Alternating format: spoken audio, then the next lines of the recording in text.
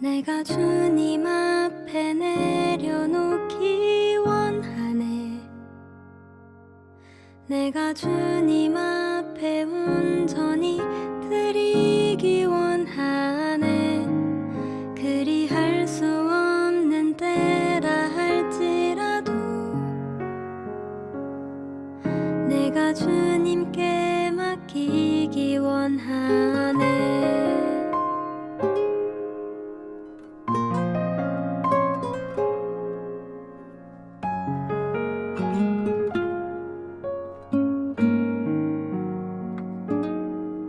내가 주님 앞에 내려놓기 원하네. 내가 주님 앞에 온전히 드리기 원하네. 그리할 수 없는 때라 할지라도 내가 주님께 맡기기 원하네. 나의 생각과 계획도 내게 주신 비전까지도 모두 주님 앞에서 순종으로 드리며, 나의 절망과 탄식도 내게 허락하신 것들도 모두 주님 안에서 내려놓기. 주님 앞에 내려놓기 원하네. 내가 주님 앞에 온전히 드리기 원하네. 그리할 수 없는 때라 할지라도 내가 주님께 맡기기 원하네. 내가 주님 앞에 내려놓기 원하네. 내가 주님 앞에 온전히 드리기 원하네. 그리할 수 없는 때라 할지라도 내가 주님께 맡기기 원하네. 나의 생각과 계획도 내게 주신 비전까지도 모두 주님 앞에서 순종으로 드리며, 나의 절망과 탄식도 내게 허락하신 것들도 모두 주님 안에서 내려놓기.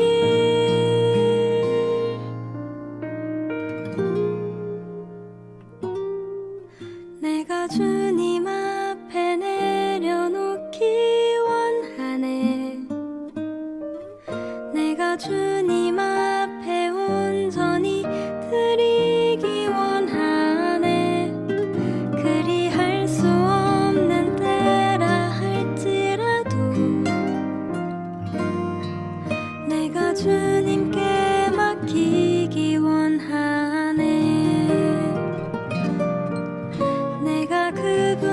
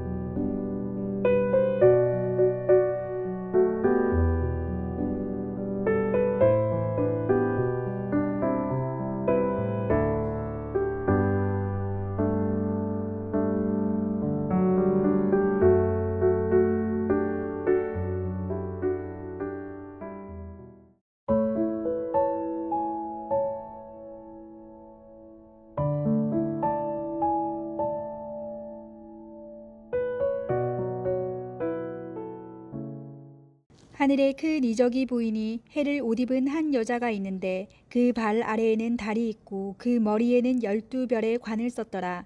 이 여자가 아이를 베어 해산하게 되매 아파서 애를 쓰며 부르짖더라. 하늘에 또 다른 이적이 보이니 보라, 한 큰 붉은 용이 있어 머리가 7이요 뿔이 10이라. 그 여러 머리에 7 왕관이 있는데 그 꼬리가 하늘의 별 3분의 1을 끌어다가 땅에 던지더라. 용이 해산하려는 여자 앞에서 그가 해산하면 그 아이를 삼키고자 하더니 여자가 아들을 낳으니 이는 장차 철장으로 만국을 다스릴 남자라. 그 아이를 하나님 앞과 그 보좌 앞으로 올려가더라. 그 여자가 광야로 도망하매 거기 1260일 동안 그를 양육하기 위하여 하나님께서 예비하신 곳에 있더라. 하늘에 전쟁이 있으니 미가엘과 그의 사자들이 용과 더불어 싸울세. 용과 그의 사자들도 싸우나 이기지 못하여 다시 하늘에서 그들이 있을 곳을 얻지 못한지라. 큰 용이 내쫓기니 옛뱀 곧 마귀라고도 하고 사탄이라고도 하며 온 천하를 꾀하는 자라. 그가 땅으로 내쫓기니 그의 사자들도 그와 함께 내쫓기니라. 내가 또 들으니 하늘에 큰 음성이 있어 이르되 이제 우리 하나님의 구원과 능력과 나라와 또 그의 그리스도의 권세가 나타났으니 우리 형제들을 참소하던 자 곧 우리 하나님 앞에서 밤낮 참소하던 자가 쫓겨났고 또 우리 형제들이 어린 양의 피와 자기들이 증언하는 말씀으로써 그를 이겼으니 그들은 죽기까지 자기들의 생명을 아끼지 아니하였도다. 그러므로 하늘과 그 가운데 거하는 자들은 즐거워하라. 그러나 땅과 바다는 화 있을진저 이는 마귀가 자기의 때가 얼마 남지 않은 줄을 알므로 크게 분내어 너희에게 내려갔음이라 하더라.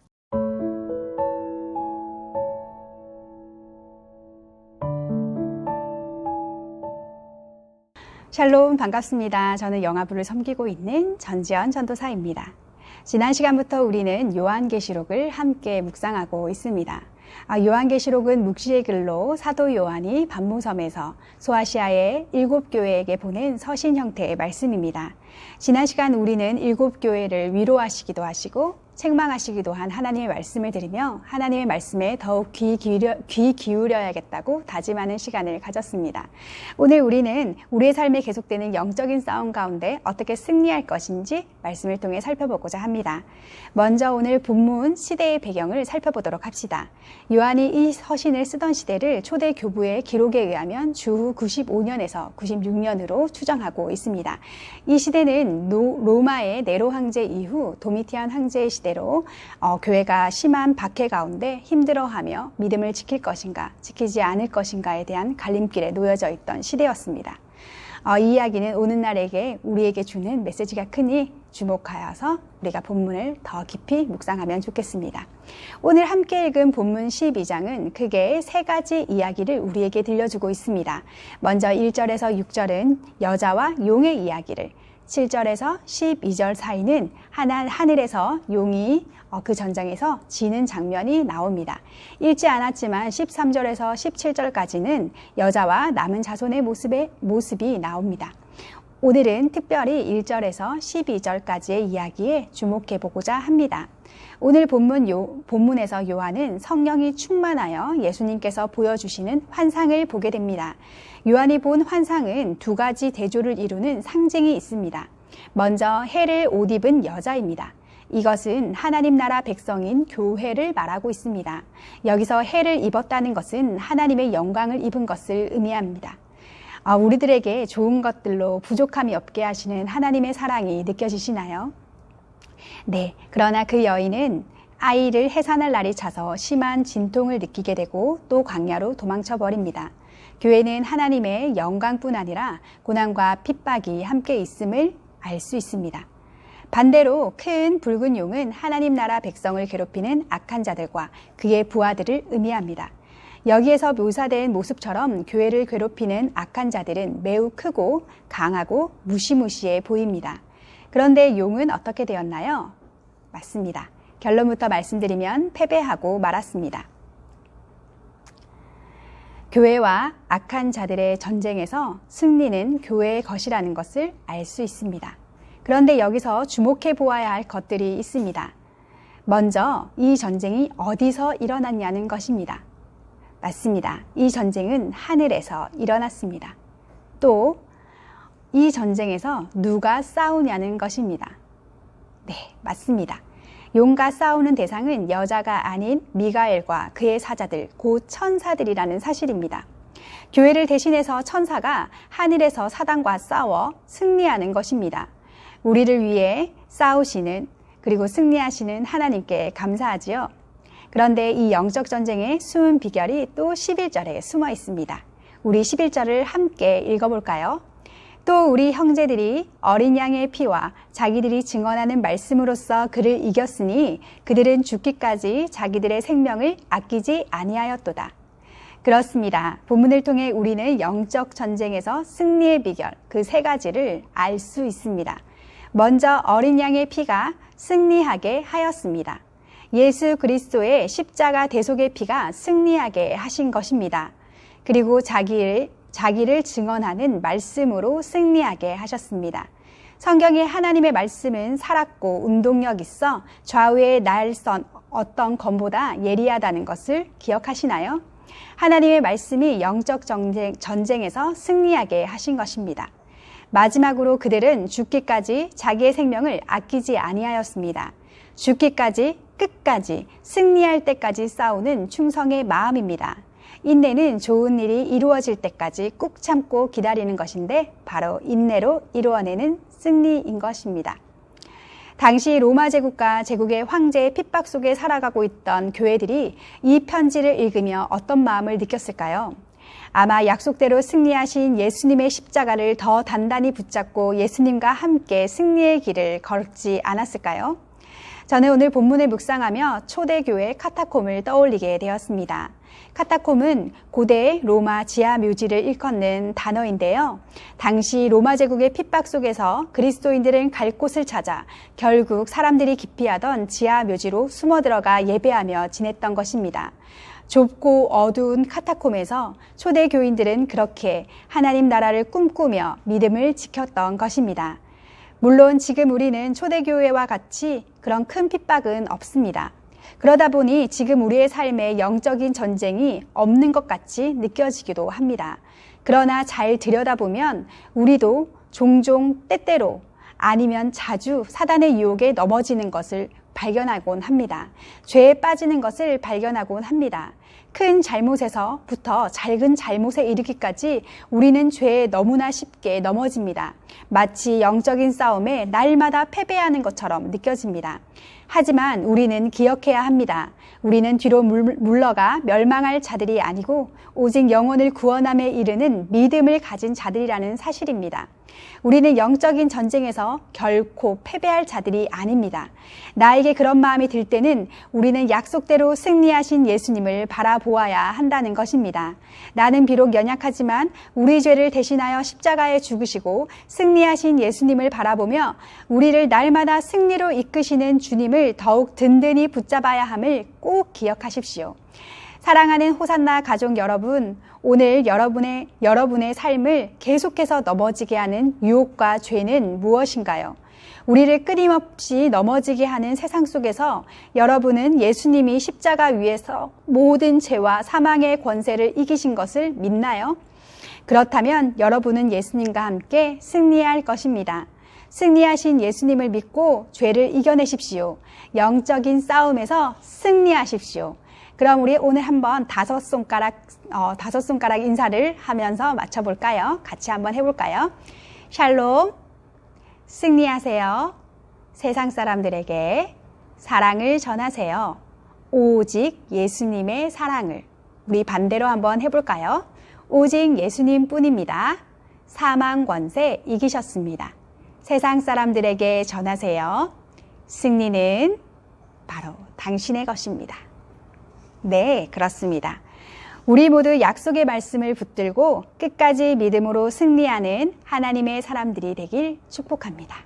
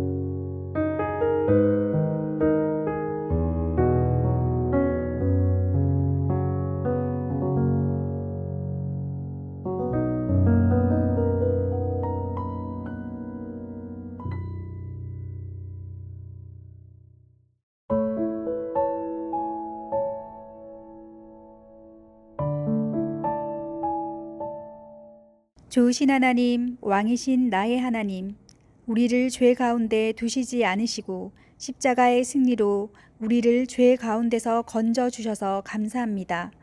죄 가운데 넘어져 있지 않고 사탄과 싸워 승리하신 예수님을 바라봅니다. 그 예수님의 승리가 나의 승리임을 고백합니다. 승리하신 예수님을 바라보며 끝까지 믿음을 지킬 수 있도록 도와주세요. 예수님의 이름으로 기도합니다. 아멘.